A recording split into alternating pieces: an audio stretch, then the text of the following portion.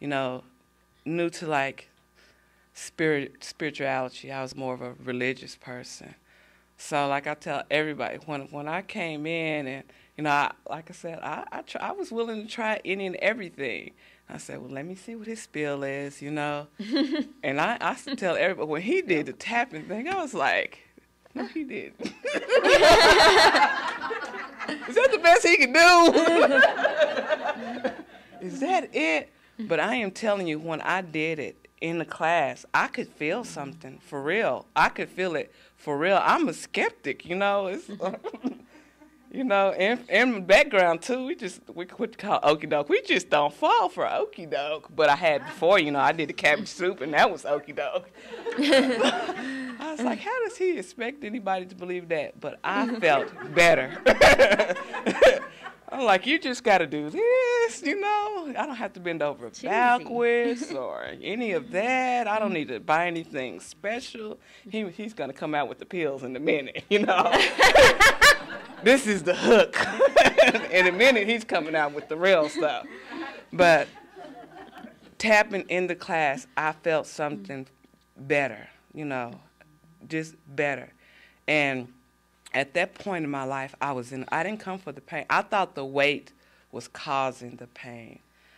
In the morning, I just had this thing to where my back and knees hurt so bad that I just felt like to make it, I need to take like some Motrin or some aspirin just to get going good. So I just had this Pepto-Bismol because I just felt like I need to coat my stomach first before I took some aspirin or Motrin or whatever it is I thought I needed to. And that was like a daily regimen almost. And I was a young woman. Well, I am a young woman, even younger then. And I felt horrible because I need to quit saying this because I used to always say I felt old, but I just see old people just zooming by me on the track. Now I didn't feel as well as I need to because I stopped comparing myself to old people because I saw this lady, she was like 70 doing these back bends that I'm not even going to try. Like, you know what? I'm going to start saying I didn't feel as well and stop saying I felt old because that's what I'm going to be like at 70, whatever she is, zooming by me on the track every morning. But I just didn't feel as well as I should for my age. I just felt horrible in the morning, slow, sluggish, tired all the time. And I felt like it was all just because I was fat. If I could just lose weight, I would get all my energy and zest for life back. But after the first seminar, the sluggishness and the pain went away with very little weight loss, maybe like 7 pounds. No aspirin, no knees hurting, no back hurting, because, I would go to the doctors for these things, and they would just say, oh, it's just because you're overweight, and once you lose the weight, your knees and back won't hurt so bad. But even before I lost the weight, my knees and back stopped hurting, and I had energy. And I had the energy. So it wasn't the weight. And everybody was like, are you happy now that you lost the weight? I got happy before I lost the weight. I did. I was happy. And one thing that you hear this all the time, it's almost like cliche. Start living your life like you're skinny. Start doing the skinny stuff. I just got my big self on a plane, went to Puerto Rico, had the swimsuit, everything on the beach. Like I started creating happy experiences, big. And it's like I tell people, it was like, you think once you start getting skinny, oh, everybody's going to notice me, how happy I am. People started noticing way before the weight loss. I started getting compliments on the way I dress. Oh, you look so pretty today.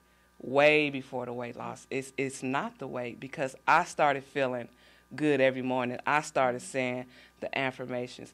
I'm the most important person to me. I'm beautiful. I look good. And even if somebody said negatives, I teach 8th graders. They always have something smart to say. I said, You know, I would say, baby, you 13. You just can't appreciate a woman of my, true, but you're going to one day, just watch. And they just be surprised, Why did you do that to your hair? Because I'm a diva, and I need to keep it interesting, And you just don't know this yet, but I'm going to let you in on it.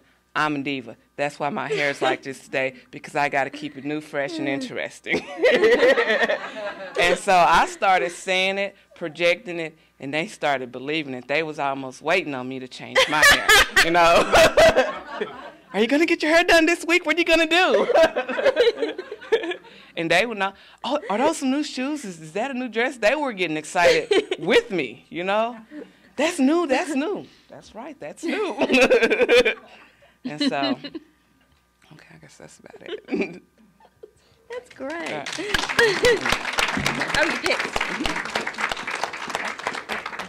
What you can do is those of you may have questions, because you kind of see the mentality, you see kind of how it started.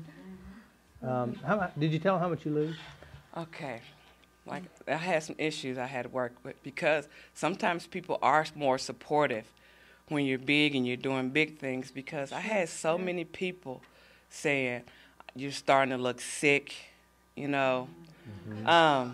Why? Oh, you never notice what people are paying attention to. Why aren't you eating? It's almost like a sin that I was in a group of people eating, and I wasn't eating. You're not going to eat. It was almost like an accusation. How dare you sit at the lunch table and not eat? Is that all you're eating? This is, I used to always say, this is a normal size serving. You're eating too much, Yes, this is all I'm going to eat. This is a real serving, Is that all you're eating? What's wrong with you? Are you sick?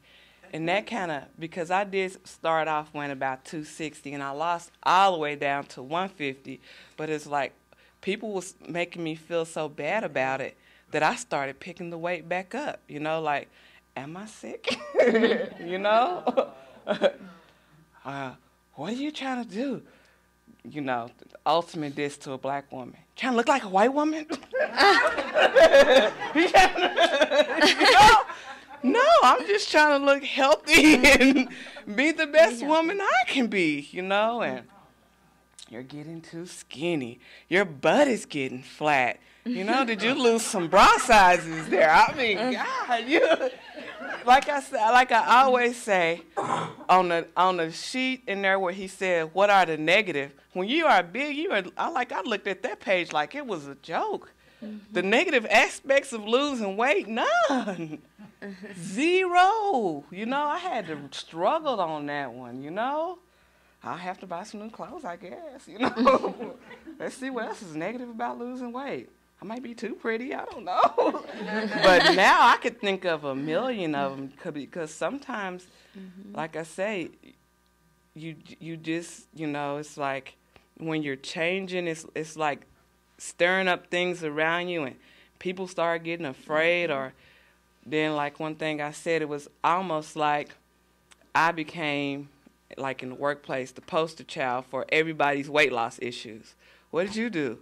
I don't want to be your psychologist and, pull a Robert on you right quick. Well, let's see here. I'll go ahead. Are you feeling pain somewhere? Oh, that's you might have a bad man in your life here. They wasn't trying to hear all that. They just want you to say something quick like, I drunk Slim Fast, or not that. And I just give them the real spiel.